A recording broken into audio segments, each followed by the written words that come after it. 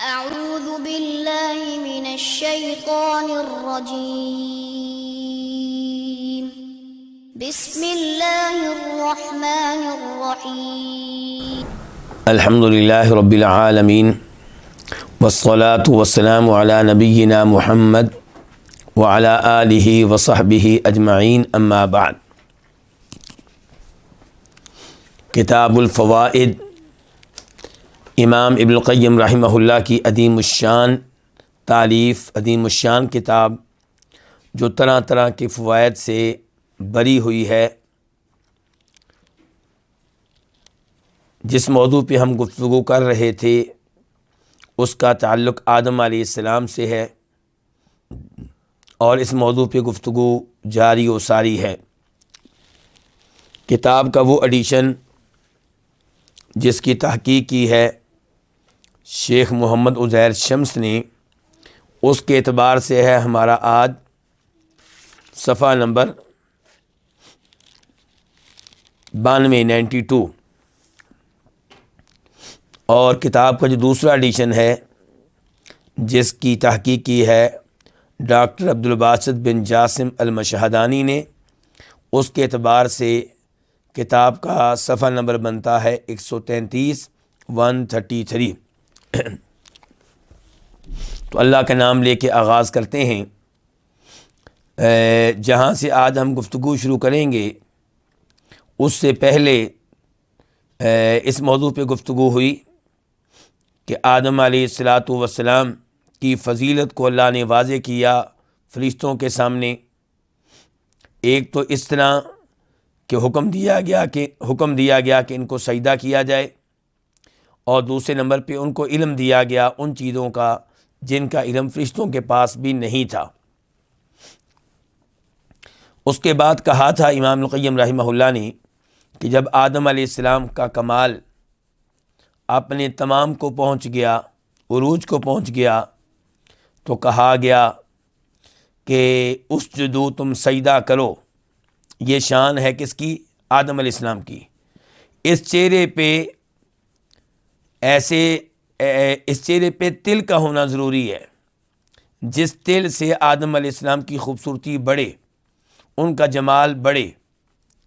چنانچہ ان سے گناہ سرزد ہوا. کیوں؟ تاکہ وہ اللہ سے توبہ کر سکیں، اللہ کے سامنے گر گڑائیں اور ان کی شان میں اضافہ ہو. اس کے بعد کہتے ہیں امام صاحب آج کے درس میں، یا آدم لو عفی لک عن تلک اللقمۃ لقال الحاسدون کیف فضل ذو شرح لم یصبر علی شجرہ. آواز آئی کہ اے آدم،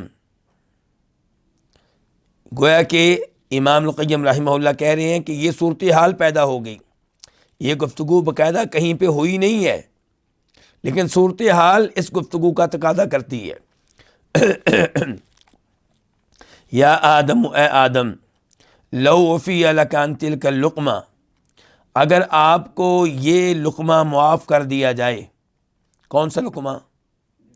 جو انہوں نے اس درخت سے کھایا جس کے قریب جانے سے ان کو منع کیا گیا تھا. کہا گیا تھا ولا تقربا هذه الشجرہ.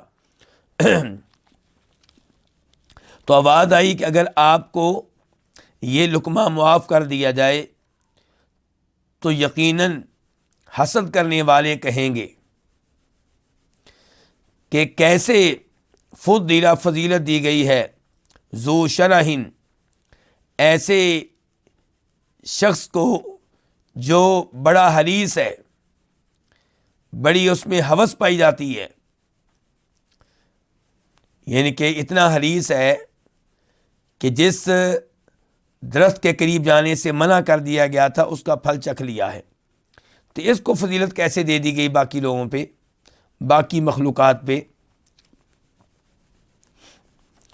تو کیا کہیں گے حسد کرنے والے کہ کیسے فضیلت دی گئی ذو شرح، ایک حرص رکھنے والے کو جو صبر نہیں کر سکا علی شجرۃ، ایک درخت کے معاملے میں.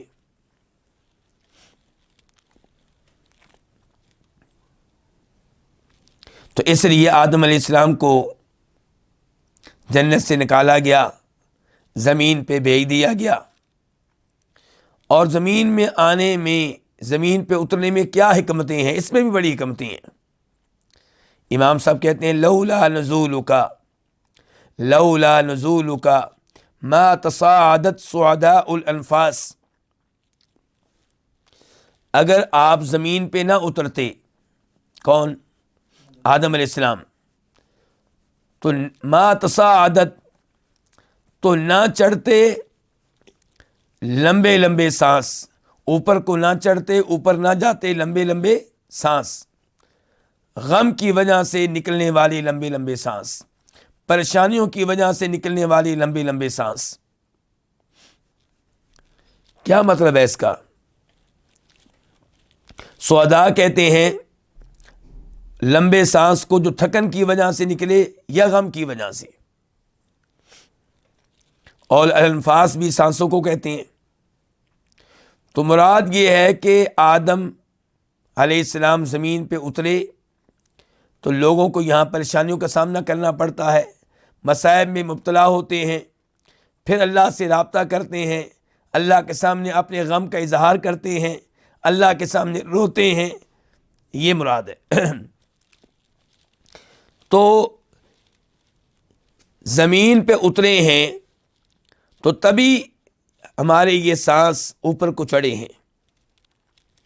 ولا نزلت، اور نہ ہی اترتے رسائل حل من سائل، حل من سائل کے پیغامات۔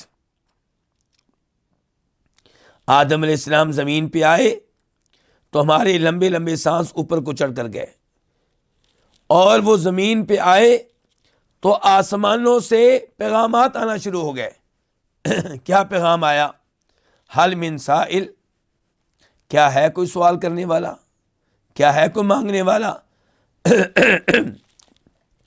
یہ اصل میں اشارہ ہے بخاری شریف کی حدیث نمبر 1145 کی طرف، 1145، اور مسلم شریف کی حدیث نمبر 758 کی طرف، 758۔ اس حدیث کے راوی ہیں ابو ہریرہ رضی اللہ تعالیٰ عنہ۔ اس میں حدیث قدسی بیان ہوئی ہے۔ شروع میں نبی علیہ الصلوۃ والسلام فرماتے ہیں کہ ینزل ربنا تبارک و تعالی کل لیلۃ الی السماء الدنیا، اللہ تعالیٰ ہر رات آسمان دنیا پہ اترتے ہیں، نزول فرماتے ہیں۔ حین یبقی ثلث اللیل الآخر، جب رات کا آخری تہائی حصہ رہ جاتا ہے، یعنی کہ رات کو آپ 3 حصوں میں تقسیم کر لیں، مغرب سے لے کے فجر کی اذان تک جو رات ہے اس کو 3 حصوں میں تقسیم کر لیں، تو آخری جو تیسرا حصہ جب شروع ہوتا ہے اس وقت اللہ تعالیٰ آسمانی دنیا پہ اترتے ہیں۔ یقول، اللہ تعالیٰ کہتے ہیں، من یدعونی، کون ہے جو مجھ سے دعا کرے، فاستجیب لہ، تو میں اس کی دعا کو قبول کروں۔ من یسألنی، کون ہے جو مجھ سے سوال کرے، فاعطی، تو میں اس کو عطا کروں، مجھ سے مانگے کوئی۔ من یستغفرنی فاغفر لہ، کون ہے جو مجھ سے مغفرت طلب کرے تو میں اس کو بخش دوں۔ تو یہ اللہ تعالیٰ آواز لگاتے ہیں، اللہ تعالیٰ یہ صدائیں دیتے ہیں۔ اور یہ حدیث جب مسلم میں آتی ہے تو وہاں ایک روایت میں یہ ہے کہ حل من سائل یعطی، اللہ تعالیٰ کہتے ہیں کوئی ہے مانگنے والا جس کو عطا کیا جائے۔ حل من داع یستجاب لہ، کیا کوئی ہے دعا کرنے والا جس کی دعا کو قبول کیا جائے۔ حل من مستغفر، کیا ہے کوئی بخشش طلب کرنے والا، یغفر لہ، جس کو بخش دیا جائے۔ حتی ینفجر الصبح، صبح طلوع ہونے تک اللہ کی طرف سے یہ آواز جاری رہتی ہے۔ تو ہمارے امام ابن القیم رحمہ اللہ کہہ رہے ہیں آدم علیہ السلام نے اس درخت کا پھل چکھا جو ان کے لیے ممنوع تھا، سزا کیا ملی؟ دنیا میں بھیج دیا گیا۔ تو کہتے ہیں کہ اس میں بھی بڑی حکمتیں ہیں۔ وہ زمین پہ اترے تو انسانوں کو اللہ سے مانگنے کا موقع ملا. اگر جنت میں رہتے نہ کوئی تکلیف ہوتی، نہ کوئی اللہ کے سامنے شکایتیں ہوتی، نہ غم کا اظہار ہوتا، نہ درد کا بیان ہوتا. اور پھر انسان زمین پہ اترا تو اللہ کے پیغامات آنا شروع ہوئے کہ کچھ مانگنا ہے تو مانگ لو، کچھ سوال کرنا ہے تو کر لو، گناہ ہو گئے ہیں تو بخشش مانگ لو. ولا فاحت روائح ولا خلوف فم الصائم. اگر آدم علیہ السلام آپ زمین پہ نہ اترتے تو لخلوف فم الصائم کی خوشبوئیں نہ مہکتیں. یہاں پہ بھی امام صاحب ایک حدیث کی طرف اشارہ کر گئے ہیں. امام صاحب چونکہ بہت زیادہ علم رکھنے والے ہیں، وہ اپنی گفتگو میں کسی نہ کسی حدیث کا چھوٹا سا لفظ لے لیتی ہیں. یہ ان کے علم کی وسعت پہ دلالت کرتا ہے یہ معاملہ. یہ کون سی حدیث ہے؟ اب یہ بخاری کی حدیث ہے 1894 1894 اور مسلم کی ہے 1151 1151. اس میں کیا آتا ہے کہ ولا خلوف فم الصائم اطیب عند اللہ من ریح المسک.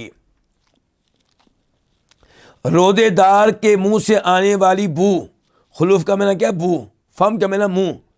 روزے دار کے منہ سے آنے والی بو اللہ تعالیٰ کے ہاں کستوری کی خوشبو سے بھی زیادہ عمدہ ہے. تو زمین پہ انسان آیا، روزے رکھنے کا حکم ملا، اب روزے کی وجہ سے منہ سے بو آتی ہے، تو یہ بو جو ہے یہ مہکتی ہے، یہ بڑکتی ہے، اللہ کو بڑی پیاری لگتی ہے. ولا فاحت، اور نہ مہکتی نہ بڑکتی، روائح خوشبوئیں، ولا خلوف فم الصائم روزے دار کے منہ سے بو کی. فتبین حینئذ، تو واضح ہوا اس وقت، یعنی کہ یہ تین چیزیں آپ نے جان لی ہیں نا، تو کہتے ہیں تب واضح ہوا کہ ان ذلک التناول، کہ وہ لقمہ لینا، لم یکن عن شرح، وہ حرص کی وجہ سے نہیں تھا، وہ ہوس کی وجہ سے نہیں تھا، اس کے پیچھے یہ حکمتیں تھیں. یا آدم، اے آدم، ضاحکک فی الجنۃ لک وبکاؤک فی الدار التکلیف لنا. تیرا جنت میں مسکرانا تیرے لیے تھا، جنت میں تو مسکرایا کرتا تھا، خوش تھا اپنے لیے، اور تیرا رونا فی دار التکلیف، تکلیف کے گھر میں. تکلیف سے مراد کیا ہے؟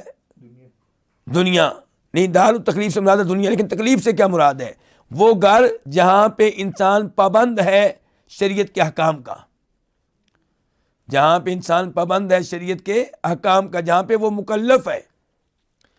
تو فرمایا تیرا رونا دار تکلیف میں، دنیاوی گھر میں، لنا، یہ ہمارے لیے. جنت میں تو مسکراتا تھا اپنے لیے، دنیا میں اب تو روتا ہے تو وہ ہمارے لیے ہے. اس وجہ سے تو ہمارے قریب ہو رہا ہے، توبہ کرتے ہوئے روتا ہے، گناہ ہو جائیں بخشش کرتا ہے، روتا ہے تو ہمارے قریب ہو رہا ہے. ما ضر من کسرہ عزی اذا جبرہ فضلی. اسے کوئی نقصان نہیں ہوا جس کو میری عزت نے توڑ دیا جب اس کو جوڑ دے میرا فضل.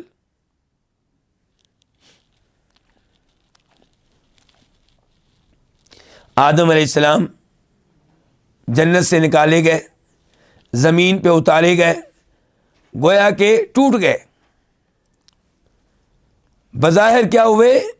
ذلیل ہوئے، بظاہر کیا ہوئے؟ رسوا ہوئے. لیکن اللہ تعالیٰ کہتے ہیں کہ میرے فضل نے ان کو جوڑ دیا. اللہ کی رحمتیں ہوئیں، اللہ کا فضل ہوا، توبہ کی، معافیاں مانگی، اللہ کے قریب ہوئے، درجات بڑے، مقام بڑا، بلندی ملی۔ انما تلیق خلعۃ العز ببدن الانکسار، کہ عزت کا لباس، خلا کا معنی کیا؟ لباس، خلعۃ العز عزت کا لباس، یہ سجتا ہے کس کو؟ یہ لائق ہے کس کے؟ تلیق لائق ہے، سجتا ہے کس کو؟ ببدن الانکسار، عاجزی والے جسم کو، یعنی کہ جو عاجزی اختیار کرے، انکساری اختیار کرے، اللہ تعالیٰ عزت کا لباس اسی کو پہناتے ہیں۔ یہاں پہ وہ حدیث یاد آ گئی، مسلم شریف کی حدیث، وما تواضع احد للہ الا رفعہ اللہ، کہ جو بھی اللہ تعالیٰ کے لیے انکساری اختیار کرے، تواضع اختیار کرے، عاجزی اختیار کرے، اللہ اس کو بلند کرتا ہے، اللہ اس کو شان دیتا ہے، اللہ اس کو مقام دیتا ہے۔ تو آدم علیہ السلام کو عاجزی کا موقع کب ملا؟ جب زمین پہ آئے۔ انکساری کا موقع کب ملا؟ جب زمین پہ آئے۔ تو اس سے ان کو کیا ملی؟ پھر رفعت ملی، شان ملی، عزت کا لباس ملا۔ انا عند المنکسرۃ قلوبہم من اجلی، میں ان کے پاس ہوتا ہوں جن کے دل میری وجہ سے عاجزی اختیار کریں، تواضع اختیار کریں، انکساری اختیار کریں۔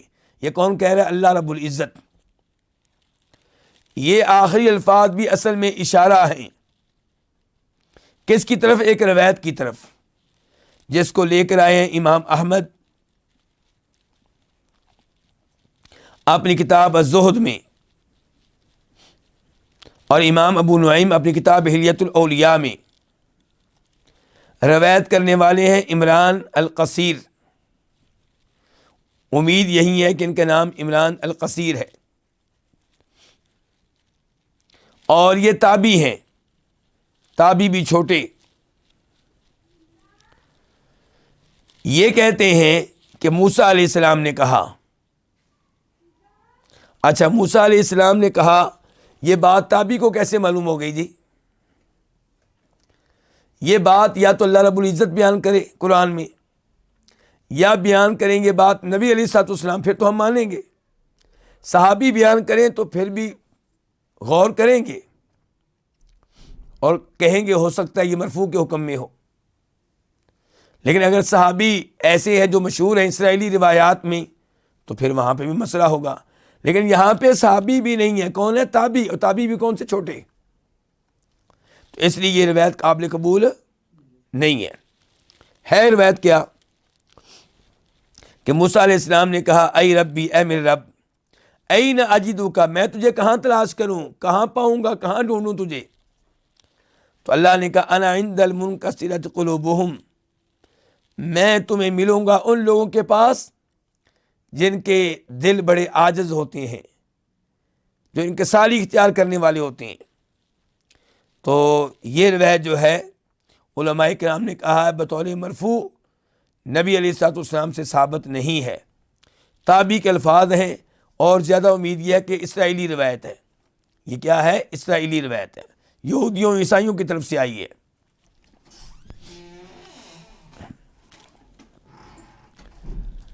ما زالت تلک الاکلۃ تعادہ حتی استولی داؤہ علی اولادی، یہ لقمہ، کون سا لقمہ؟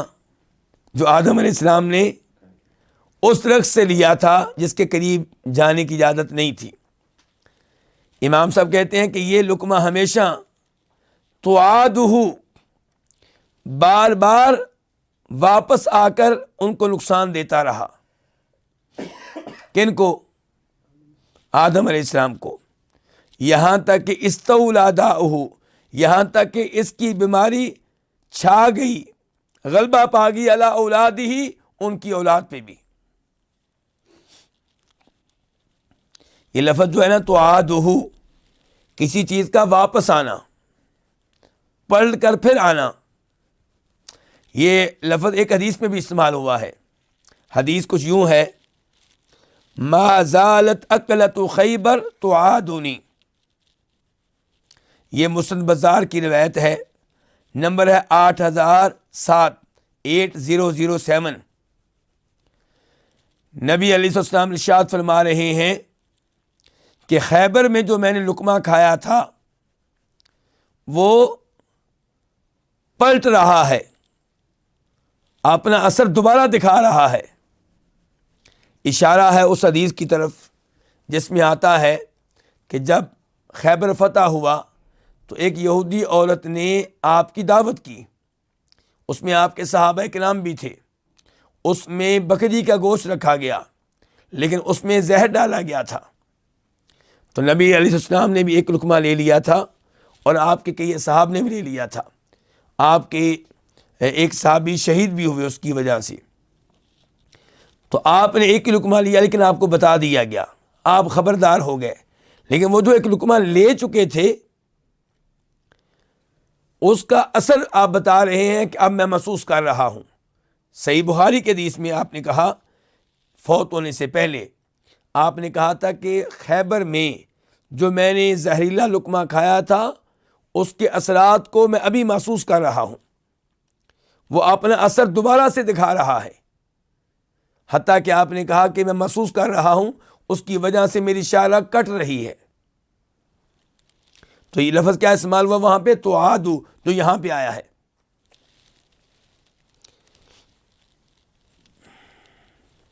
اسی لیے امام ابن الاثیر جو مؤلف ہے النہایہ فی غریب الحدیث کے، النہایہ فی غریب الحدیث وہ کتاب ہے جس میں احادیث میں آنے والے غریب الفاظ، کم استعمال ہونے والے الفاظ، مشکل الفاظ کا معنی بیان کیا جاتا ہے۔ تو اس کتاب میں کہتے ہیں اس لفظ کی وضاحت کرتے ہوئے، ای تراجعنی ویعاودنی الم سمیھا فی اوقات معلومہ، کہ وہ لقمہ جو میں نے خیبر میں کھایا تھا وہ مختلف اوقات میں پلٹتا ہے اور اس کا زہر مجھے تکلیف دیتا ہے۔ تو یہاں پہ یہی لفظ استعمال کیا ہمارے امام ابن القیم رحمہ اللہ نے، کہتے ہیں کہ ما زالت تلک الاکلۃ تعادہ، کہ آدم علیہ السلام نے جو لقمہ کھایا تھا یہ لقمہ تعادہ اپنا اثر دکھاتا رہا، یہاں تک کہ اس کی بیماری ان کی اولاد پہ بھی غالب آ گئی، چھا گئی۔ فارسل الیہم اللطیف الخبیر الدواء علی ایدی اطباء الوجود۔ اللہ اکبر، کیا بات ہے امام القیم رحمہ اللہ کی۔ کہتے ہیں تو بھیجا الیہم، ان کی طرف، کن کی طرف؟ آدم علیہ السلام کی اولاد کی طرف۔ کس نے بھیجا؟ اللطیف الخبیر، اس اللہ نے جو باریک بین ہے۔ باریک بین ہے کیا مطلب؟ باریک سے باریک بات کو جانتا ہے، دقیق سے دقیق بات کو جانتا ہے۔ الخبیر، جو ہر چیز کی کامل خبر رکھنے والا ہے۔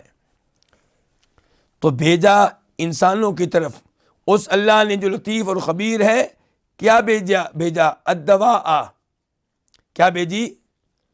علاج بھیجا، دوائی بھیجی، میڈیسن بھیجی، علی ایدی اطباء الوجود، کائنات کے ڈاکٹروں کے ہاتھ پہ، کائنات کے ڈاکٹروں کے ہاتھ پہ اللہ نے میڈیسن بھیجی۔ اچھا، میڈیسن سے مراد یہاں پہ کیا ہے؟ قرآن، دین، شریعت، اور ڈاکٹروں سے مراد کون ہے؟ پیغمبر، رسول علیہ الصلوۃ والسلام۔ تو آپ دیکھتے جائیں امام صاحب ماشاءاللہ کیسے گفتگو کرتے ہیں۔ کہتے ہیں کہ یہ بیماری جو ہے ان کی اولاد پہ بھی چھا گئی۔ کیا بیماری؟ زہر والی نہیں، زہر والی نہیں، آدم علیہ السلام والی بیماری۔ کیا؟ کہ جس چیز سے اللہ نے منع کیا اس کے قریب جانا۔ تو یہ بیماری آدم علیہ السلام کی اولاد میں بھی موجود رہی۔ تو اللہ تعالیٰ نے ان کی اصلاح کے لیے میڈیسن نازل کی، علاج نازل کیا، اور ساتھ اللہ نے ڈاکٹر بھی بھیجے۔ صرف میڈیسن نہیں بھیجی، میڈیسن کو استعمال کرنا ہے ڈاکٹر کی دی گئی تعلیمات کے مطابق۔ اچھا جی، اللہ تعالیٰ فرماتے ہیں فَإِمَّا يَأْتِيَنَّكُم مِّنِّي هُدًى فَمَنِ اتَّبَعَ هُدَايَ فَلَا يَضِلُّ وَلَا يَشْقَىٰ۔ جب اللہ نے آدم علیہ السلام کو زمین پہ اتارا تھا، کہا تھا کہ لازمی طور پہ تم لوگوں کے پاس میری طرف سے ہدایت آئے گی، تو جس نے میری طرف سے آئی ہوئی ہدایت کی پیروی کی تو نہ وہ گمراہ ہوگا اور نہ وہ بدبخت بنے گا، وہ کامیاب ہوگا۔ اور جو اعراض کرے گا وَمَنْ أَعْرَضَ عَنْ ذِكْرِي فَإِنَّ لَهُ مَعِيشَةً ضَنْكًا وَنَحْشُرُهُ يَوْمَ الْقِيَامَةِ أَعْمَىٰ۔ جو اللہ کی طرف سے بھیجی گئی ہدایت، میڈیسن، علاج، کتاب، قرآن سے اعراض کرے گا وہ ذلیل و رسوا ہوگا۔ امام صاحب کہتے ہیں فَحَمَاهُمُ الطَّبِيبُ بِالْمَنَاهِي، تو ڈاکٹر نے، کس نے؟ ڈاکٹر نے۔ تو یہاں پہ ڈاکٹر سے مراد کون ہے؟ آخری ڈاکٹر کون؟ جناب محمد صلی اللہ علیہ وسلم۔ تو ڈاکٹر نے، طبیب نے، حکیم نے لوگوں کو بچایا کس کے ذریعے؟ بالمناہی، مناہی کے ذریعے، ممنوع اشیاء کے ذریعے۔ حکیم صاحب نے آ کے لوگوں کو بتایا کہ یہ چیزیں ان کے قریب نہیں جانا، ان سے پرہیز کرنا ہے، یہ چیزیں حرام ہیں۔ جیسے ڈاکٹر کہتا ہے، حکیم کہتا ہے یہ کھانے تمہارے لیے ممنوع ہیں، ان کے قریب نہیں جانا، تمہیں بڑا نقصان ہوگا۔ تو ایسے ہی انبیاء کرام علیہم الصلوۃ والسلام آئے اور انہوں نے مناہی، ممنوع اشیاء، حرام کردہ چیزیں، مثال کے طور پہ شرک، بدعات، کسی کو ناجائز قتل کرنا، جادو، یتیم کا مال کھانا وغیرہ وغیرہ، تو اس ڈاکٹر نے ان کی حفاظت کی بالمناہی، ممنوع اشیاء کے ذریعے۔ وحفظ القوت بالأوامر، اور ان میں موجود قوت کی حفاظت کی اوامر کے ذریعے، آرڈرز کے ذریعے، فرامین دے کر، واجبات دے کر، فرائض دے کر۔ ایک طرف کہا یہ چیزیں ممنوع ہیں، ان کے قریب نہیں جانا، بیمار ہو جاؤ گے، نقصان ہوگا تمہیں، اور ایک طرف کہا کہ یہ کام کرنے ہیں تاکہ تمہاری قوت بچی رہے۔ کیا چیزیں؟ نماز پڑھنی ہے، روزے رکھنے ہیں، توحید کو اختیار کرنا ہے، وغیرہ وغیرہ۔ وَاسْتَفْرَغَ أَخْلَاطَهُمُ الرَّدِيئَ بِالتَّوْبَةِ، اور اس طبیب نے، اس حکیم صاحب نے کیا کیا؟ ان کے فاسد مواد کو، ان کے فاسد مواد کو کیا کیا؟ نکالا۔ کیسے نکالا؟ بالتوبہ، توبہ کے ذریعے۔ انسان کے جسم میں فاسد مواد ہوتے ہیں نا، حکیم جو ہے، جو اچھے حکیم ہیں، وہ علاج کرتے ہوئے انسان کے جسم سے فاسد مواد کو خارج کرتے ہیں، پھر اکثر بیماریاں خود ہی دور ہو جاتی ہیں، اکثر بیماریاں خود ہی دور ہو جاتی ہیں۔ تو جو حکیم اس چیز پہ توجہ دے گا وہ کامیاب حکیم ہوگا۔ تو نبی علیہ الصلوۃ والسلام نے کیا کیا؟ لوگوں کے فاسد مواد کو نکالا۔ کیسے؟ توبہ کے ذریعے، یعنی کہ توبہ کرو تاکہ تمہارے گناہ کیا ہو جائیں؟ معاف ہو جائیں۔ تو جنہوں نے ان تعلیمات پہ عمل کیا ان کو کیا فائدہ ہوا؟ فجاءت العافیۃ من کل ناحیہ، ہر طرف سے عافیت ہی آئی، تندرستی آئی، صحت آئی۔ تو یہ حکیم صاحب جو ہیں، ان کی ہدایات پہ اگر آپ عمل کریں گے تو خیر ہی خیر ہے، عافیت ہی عافیت ہے، تندرستی تندرستی ہے۔ فَيَا مَنْ ضَيَّعَ الْقُوَّةَ وَلَمْ يَحْفَظْهَا، اب امام صاحب مخاطب کر رہے ہیں اس کو جس نے حکیم صاحب، ڈاکٹر صاحب کی تعلیمات کی پرواہ نہیں کی۔ تو کہتے ہیں اے وہ شخص جس نے اپنی قوت کو ضائع کیا، ولم یحفظھا، قوت کی حفاظت نہیں کی۔ کیسے؟ واجبات و فرائض پہ عمل نہ کر کے، نمازیں نہ پڑھ کے، روزے نہ رکھ کے، زکوٰۃ نہ دے کے۔ تو اے وہ شخص جس نے قوت کو ضائع کیا اور اس کی حفاظت نہیں کی۔ وخلط فی مرضہ ومحتما، وخلط فی مرضہ کا مطلب کیا ہوتا ہے؟ اپنی بیماری میں مضر صحت اشیاء کھائیں، وہ چیزیں کھائیں جن سے حکیم صاحب نے منع کیا تھا، بد پرہیزی کی. وخلط فی مرضہ، یعنی کہ اپنی بیماری میں وہ چیزیں کھائیں جو نقصان دہ تھیں. ومحتما، اور پرہیز نہیں کیا. ولا صبر علی مرارت الاستفراغ، اور کہ فاسد مواد جسم سے نکالنے کی کرواہٹ پہ صبر نہیں کیا. پرانے زمانے میں فاسد مواد کو کیسے نکالتے تھے؟ جو چیزیں دیتے تھے وہ بڑی کڑوی ہوتی تھیں. ایسے ہی ہے نا، پرانے زمانے میں پیٹ کو صاف کرنے کے لیے حکیم حضرات جو چیزیں دیتے تھے کیا ہوتی تھی؟ بڑی کڑوی ہوتی تھیں. تو کہہ رہے ہیں کہ اے انسان، وہ پوری حکیمی انداز میں گفتگو کر رہے ہیں، حکیموں والی زبان میں گفتگو کر رہے ہیں. کون؟ امام ابن القیم رحمہ اللہ. تو کہتے ہیں اے انسان، تو نے اپنی قوت کی حفاظت نہیں کی، اور اے انسان تو نے بد پرہیزی کی، پرہیز نہیں کیا، اور نہ ہی تو نے فاسد مواد کو نکالے جانے کی کرواہٹ پہ صبر کیا.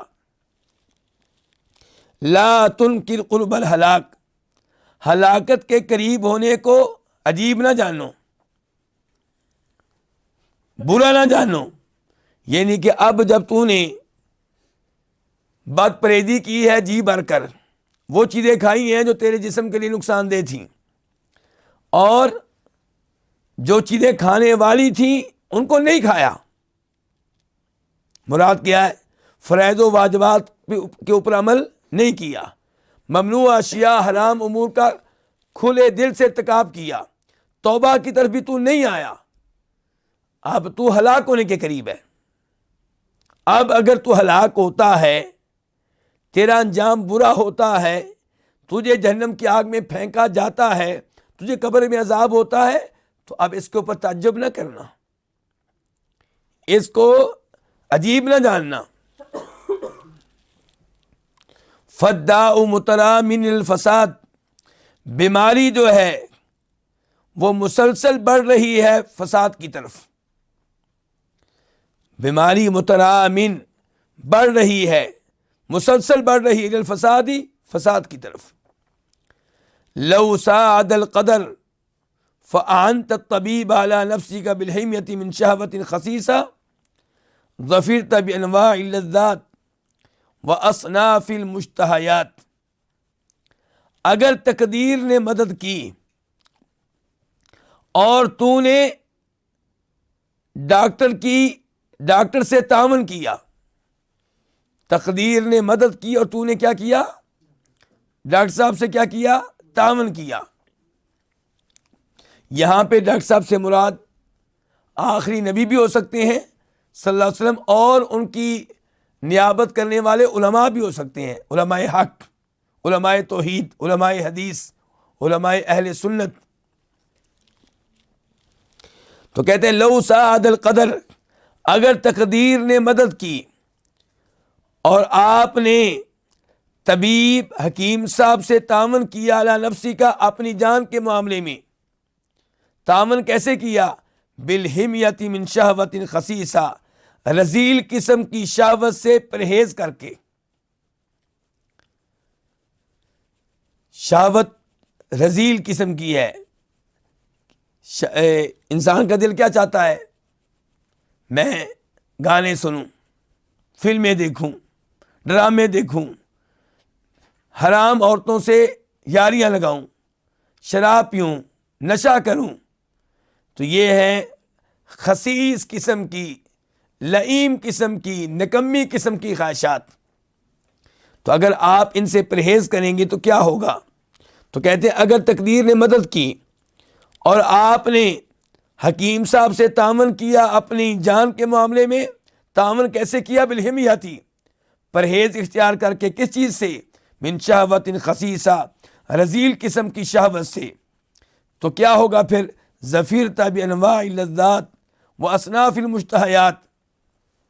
ظفرت، آپ کامیاب ہو جائیں گے طرح طرح کی لذتیں پانے میں اور طرح طرح کی من چاہی چیزیں پانے میں. کب؟ جنت میں. اگر آپ نے دنیا میں پرہیز کیا حکیم صاحب کے کہنے پہ اور جن چیزوں کو دل چاہتا ہے ان کی طرف نہ گئے تو آپ کو پھر قبر میں بھی اور روز آخرت میں بھی کیا ملیں گی؟ طرح طرح کی لذتیں ملیں گی. جنت کی طرح طرح کی نعمتیں ملیں گی. اللہ کے چہرے کو دیکھنے کا موقع ملے گا. نبیوں اور صحابہ کا ساتھ ملے گا علیہم الصلوۃ والسلام.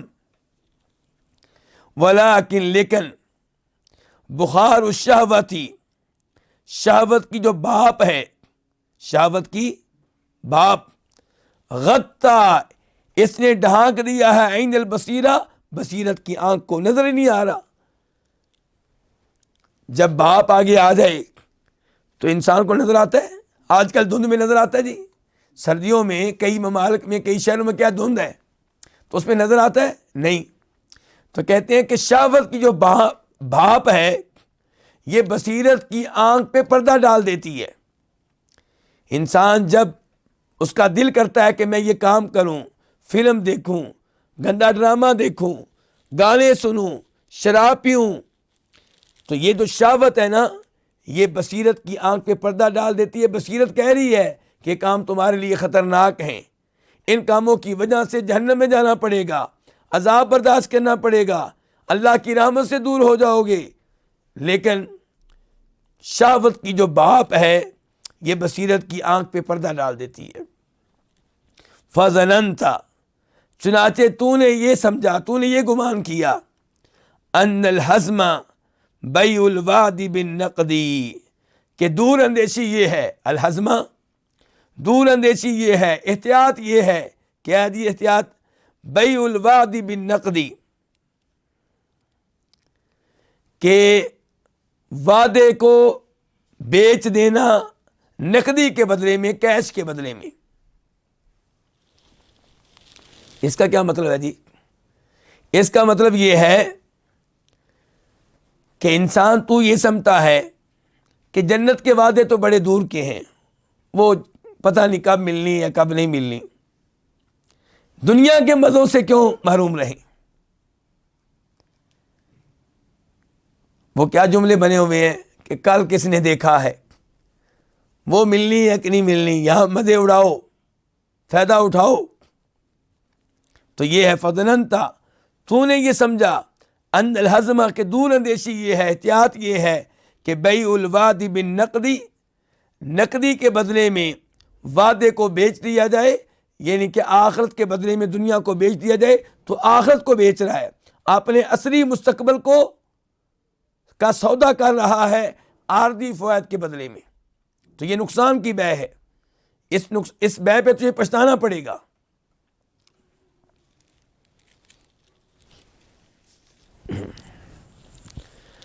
یا لہا بصیرت عمیاء، ہائے افسوس اس اندھی بصیرت پہ. جازیت من صبر ساعت،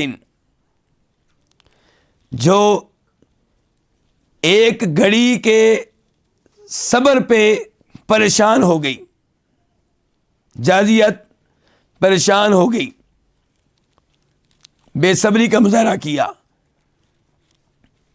یعنی کہ دنیا جو ہے یہ چند روزہ ہے، یہاں پہ صبر کرنا چاہیے تھا. صبر کس سے؟ گناہوں کی طرف جانے سے. سود نہیں لینا چاہیے، کسی کو قتل نہیں کرنا چاہیے، تو یہاں صبر کرنا چاہیے تھا، لیکن نہیں. یہ اندھی بصیرت جو ہے یہ کیا ہو گئی؟ پریشان ہو گئی، صبر کا دامن چھوڑ بیٹھی. تو جازیت من صبر ساعت، ایک گھڑی کے صبر سے پریشان ہو گئی. واحتملت ذل الابد، اور ہمیشہ کی ذلت کو برداشت کر لیا. آخرت ہمیشہ ہمیشہ کے لیے ہے، وہاں ہمیشہ ہمیشہ کے لیے ذلت رسوائی ہے. سافرت فی طلب الدنیا وہی عنہا زائلہ، اس اندھی بصیرت نے سفر کیا دنیا کی طلب میں، جب کہ یہ اس سے زائل ہونے والی ہے، یہ اس سے دور ہونے والی ہے۔ وقعدت عن السفر الى الآخرہ، اور آخرت کے سفر کی طرف نہیں گئی، آخرت کے سفر سے کے لیے نہیں اٹھی۔ وہی الیہا راحلہ، جب کہ اس نے اس کی طرف جانا ہی جانا ہے، کوچ کرنا ہی کرنا ہے۔ جب آپ کو پتا ہے کہ آپ نے آخرت کی طرف جانا ہی جانا ہے تو آخرت کے سفر کے لیے تیاری کرنی چاہیے تھی، اس کے لیے سامان باندھنا چاہیے تھا، بیگ تیار کرنا چاہیے تھا، نیک اعمال اختیار کرنے چاہیے تھے، لیکن یہ کام نہیں کیا۔ تو یہ دلیل ہے کہ بصیرت کیا ہے؟ اندھی ہے۔ کہتے ہیں اذا رأیت الرجل، جب آپ دیکھیں کسی آدمی کو، یشتری الخسیس بالنفیس، کہ وہ خریدتا ہے رذیل چیزیں نفیس چیزوں کے بدلے میں، وَيَبِيعُ الْعَظِيمَ بِالْحَقِيرِ، اور عظیم چیزوں کو کی بے کرتا ہے، بالحقیر، حقیر چیزوں کے بدلے میں، فَعْلَمْ، تو جان لیں، بِأَنَّهُ سَفِيهٌ، یہ بیوقوف ہے۔ یہ کیا ہے؟ تو یہ کس کو کہہ رہے ہیں پھر بیوقوف؟ کیوں جی؟ اللہ تعالیٰ محفوظ رکھے، ہمیں کہہ رہے ہیں کہ ہم گناہ کرتے ہیں اور بھول جاتے ہیں جنت کی نعمتوں کو، دنیا کے عارضی فوائد کو پانے کے لیے، دنیا کا عارضی مزہ لینے کے لیے، دنیا کی عارضی عزت حاصل کرنے کے لیے آخرت کو ہم نظر انداز کر دیتے ہیں۔ تو کہتے ہیں کہ یہ بیوقوفی کی علامت ہے۔ اس کے بعد کہتے ہیں امام صاحب، لما سلم لآدم اصل العبودیہ لم یقدح فیہ الذنب، لما، جب، سلیمہ، سلامت رہی، محفوظ رہی آدم علیہ السلام کے لیے عبودیت کی اصل، تو لم یقدح فیہ الذنب، تو گناہ نے ان میں کوئی عیب نہیں لگایا، گناہ نے ان کو معیوب نہیں کیا۔ ٹھیک ہے گناہ ان سے ہوا، لیکن اصل عبودیت سلامت رہی، توحید سلامت رہی، شرک کی طرف نہیں گئے۔ اسی لیے کہتے ہیں، پھر حدیث پیش کرتے ہیں، کہتے ہیں کہ گناہ کی وجہ سے کوئی بڑا نقصان نہیں ہوا، عقیدہ صحیح رہا، توحید ٹھیک رہی، شرک کا ارتکاب نہیں کیا، تو گناہ کی وجہ سے آدم علیہ السلام کو کوئی بڑا نقصان نہیں ہوا۔ کیوں؟ کیونکہ اللہ تعالیٰ کہتے ہیں، یا ابن آدم، اے آدم کے بیٹے، لو لقیتنی بقراب الارض خطایا، اگر تم مجھ سے ملو زمین بھر کر گناہوں کے ساتھ، زمین بھری ہوئی گناہوں کے ساتھ مجھ سے ملاقات کرو، ثم لقیتنی، پھر تم مجھ سے ملو اس حال میں کہ تم نے میرے ساتھ کسی کو شریک نہ کیا ہو، لقیتک بقرابہا مغفرہ، میں تم سے ملوں گا زمین کے برابر مغفرت کے ساتھ۔ اس حدیث کو امام مسلم نے روایت کیا ہے، نمبر کیا ہے؟ 2687، 2687۔ کتنی بڑی خوشخبری ہے کہ شرک نہ کریں، عقیدہ صحیح ہو، توحید کے اوپر ہوں، اور گناہ اتنے ہوں کہ ان سے زمین بھر جائے، اللہ تعالیٰ کا وعدہ میں بخش دوں گا، معاف کر دوں گا۔ اب یہ ضروری نہیں ہے کہ بخشش فوراً مل جائے، ہو سکتا ہے پہلے سزا ملے، پھر شفاعت ہو، سفارش ہو، یا اللہ خود رحمت کر دیں۔